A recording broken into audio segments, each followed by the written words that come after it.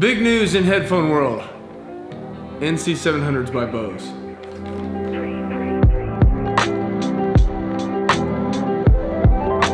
Hey friends, my name's Oliver, and if you're new to this channel, what I like to do most of all is talk about audio for video because it's a big problem and a lot of people need help.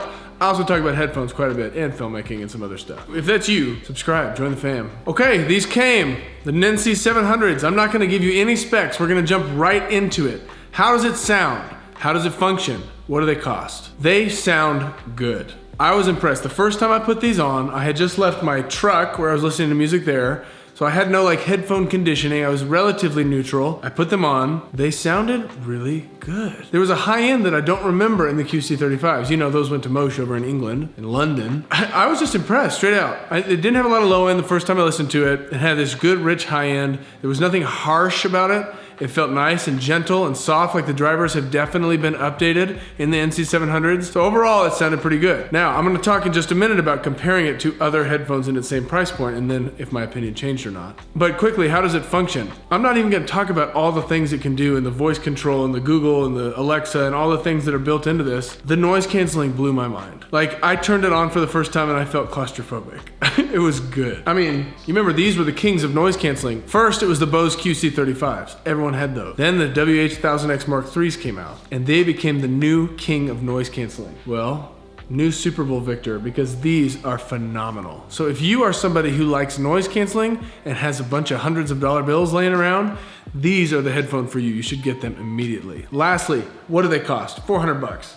That's steep. That's as much as the Neurophones. That's $50 more than the XM3s. So they are not a cheap pair of headphones. But it's true that A, you are paying for the Bose name, 100%, but you're also getting a better sound and phenomenal noise canceling. So these are very serious. These are to be not taken lightly. They're incredibly comfortable. Like pillows on my head, probably the most comfortable pair of headphones I've ever owned. Previously these, the XM3s, were the most comfortable I'd ever owned, but these just don't stay on my head the way these do. Because I like to be active. When I use these, I like to take them to the gym and sweat all over them. And if I'm laying down on the bench press and really in the moment and going, they'll fall off my head. Well, most headphones will. These didn't. These stayed on. They were really good. I mean, they're still pretty heavy. They're obviously a well-constructed, nice pair of cans. So that's the quick summary. If you just came here for a quick review from somebody who cares deeply about sound. They sound great. Noise canceling is phenomenal. Best I've ever heard, but they're expensive. Now, let's talk more about the sound. If you're done and that's all you wanted to hear, you want to go buy them, go. Affiliate link below, click that, I get a kickback, we all have fun. But comparing these to other headphones. So in previous headphone reviews, what I have done is I've taken the consumer headphones, even the more expensive, nice ones, and I've compared them against professional headphones, like the Sony HD, like the Sennheiser HD650s. Hey, what's up, buddy? What's going on, Oliver? How you doing? Good, man. Nothing now going today. All right, take care. I'll see you.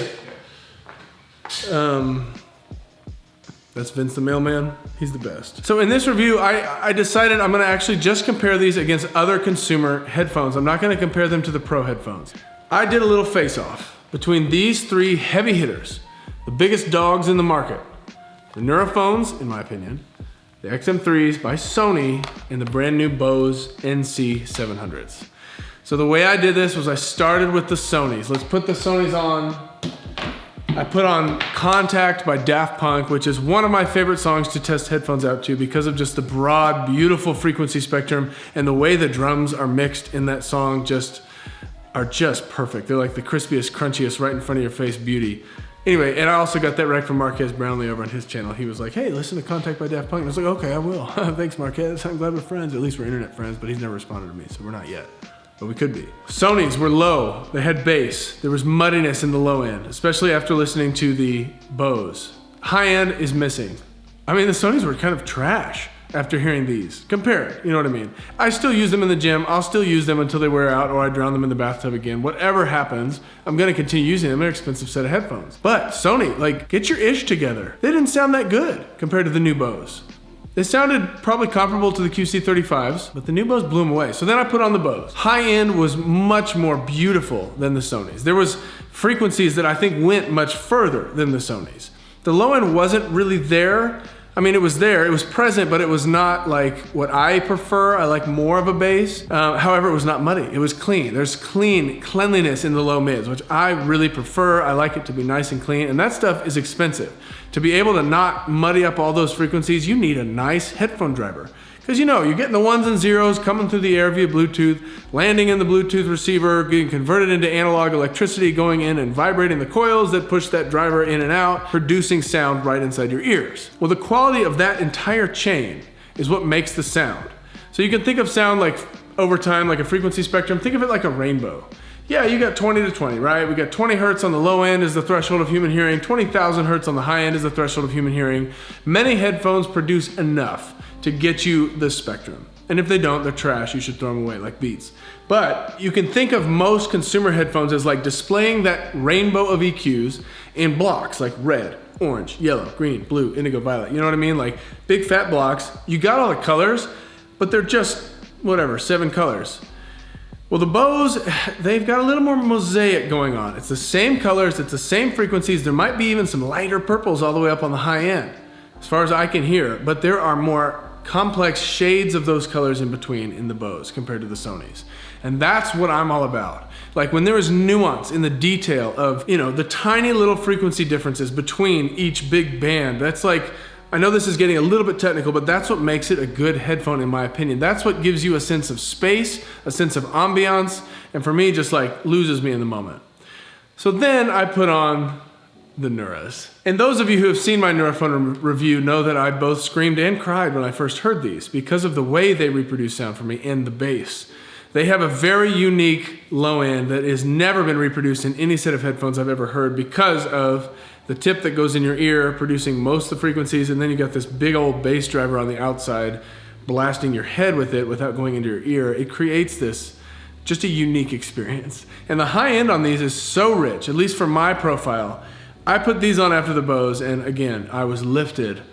It's like, it's like all the music I was listening to was within this little space. And then when I put on the Neurophones, the roof parts, the sunbeams come in, and I am lifted up into a new realm of music listening with the Neurophones. And they're $400. Both these are $400. These sound so much better than these. And these sound so much better than these. My AirPods sound better than these. Those are $350. You see the conundrum when people are like, which headphones should I buy? I'm like, that's such a hard thing to answer, but what do you need them for? If you want to just be able to sit at night or in the morning or during the day quietly and listen to the most phenomenal music experience, get the Neuras. Also, if you have that money laying around. But if you're even somewhat active, I would say go with the Bose because the Neurophones are so clunky, so heavy, and just the nature of how they fit in your ears, they shake all around when you move at all. So really, those are they sit on my bedside table if I'm being completely honest. And at night, if I'm just like in the zone with something, they're perfect. Plus, my ears wear out with those little penis things in my ear. You guys have seen that review, you understand those things. If that feels totally inappropriate and out of context, that's what I'm talking about. I would say go with the Bose. Scrap the Sonys. We don't need the XM3s anymore. Now, the final question in all my headphone reviews, will I keep them? Bose didn't send them to me because they don't know me yet. I did buy them on Amazon for $400 and I will be returning them.